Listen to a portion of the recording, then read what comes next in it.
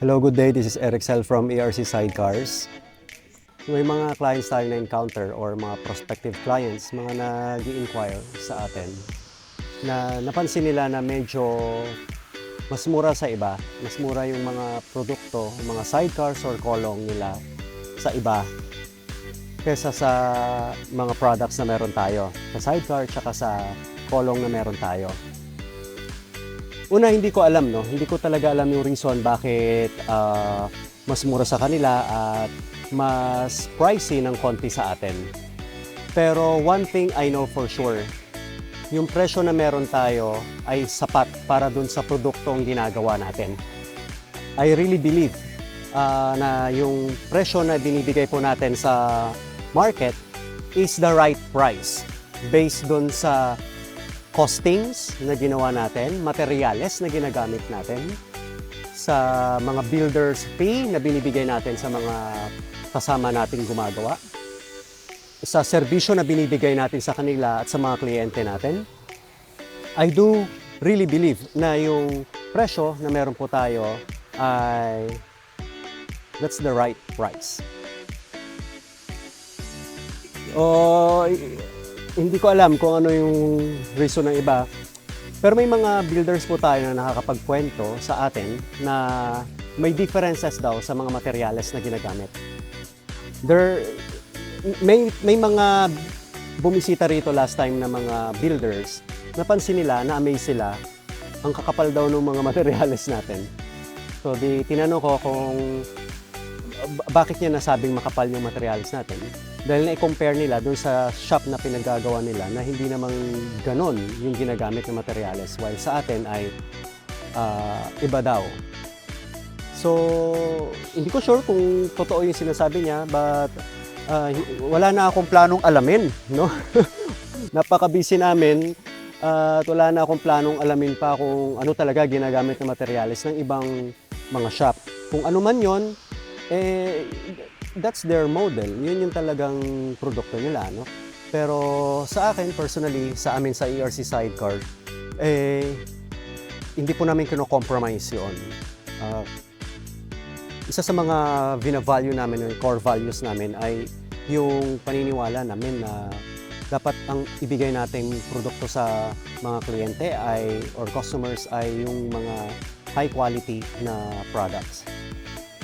So yes, medyo mahal siya ng konti, pero for me, hindi ko po kailangang ipilit yung produkto namin, yung gawa namin sa hindi kayang i-avail po ito. No? Pero we do believe na may mga customers, well in fact marami na kaming customers na binabalik-balikan po kami na confident sila doon sa ginagawa po natin. So, hindi po namin kailangang baguhin yung mga materyales or etc. anuman. Hindi namin kailangan tipirin ang mga builders natin. Yung serbisyong ginagawa natin ay hindi po namin kailangan tipirin for the sake of those clients na hindi kayang afford po yung units natin.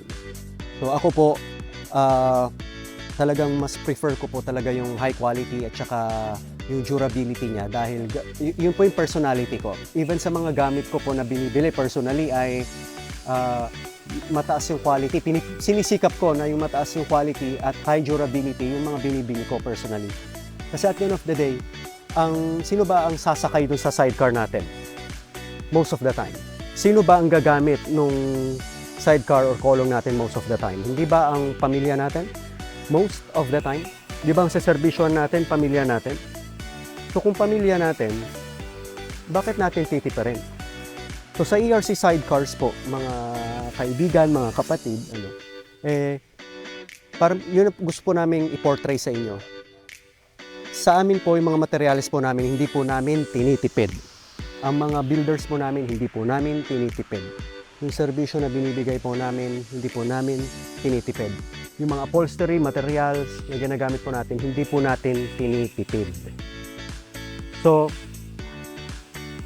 with that being said, pinoportray po namin na baka pwedeng wag nyo rin tipirin ang pamilya nyo. Kasi sila yung pinaka-importanting tao na sasakay dyan sa sidecar or sa kolong po ninyo. So, hindi po namin pipilitin kung hindi po kaya nung iba yung presyo natin.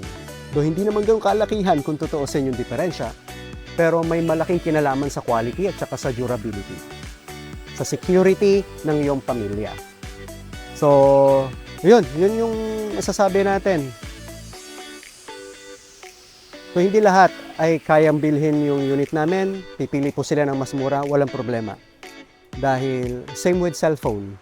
Hindi lahat ay afford ang iPhone, hindi lahat ay afford ang mga high tier na mga Android phones. S24 ba? 25? S25? Hindi lahat ay naka-Samsung S25 Ultra. So may mga taong kayang i-afford yun dahil may reason sila bakit yun ang gusto nila. May reason sila bakit iPhone ang gusto nila, bakit hindi yung mga mas murang unit or cellphone. Same with sidecars and column po natin. Pero kami po, we are very confident na yung presyo na binibigay po namin sa merkado is the right price. Kaya pasensya na po kung may humihingi po ng tawad, wala naman po kayong kasalanan sa amin. So, meron po pumunta rito kagabi, nag-cash po, humihingi ng tawad. Hindi po talaga namin maibigay kasi alam namin na we are confident na yun yung right price para doon sa produktong in-avail niya. Kaya sabi ko, babawi ako sa ibang serbisyo. Pero sa produktong kinuha mo sa amin, yun yung presyong tama. So, yun po yung paniniwala namin. So, pwedeng maniwala kayo sa amin, pwedeng hindi. So, hopefully maniwala kayo. So sana makabisita po kayo sa shop, makita po ninyo yung ginagawa po natin, makita nyo po yung mga materyales po na ginagamit po natin. O tama, yung mga materyales na ginagamit po natin. Makikita nyo naman po lahat eh. Wala naman po tayong tinatago dyan. So, hope to see you soon. God bless.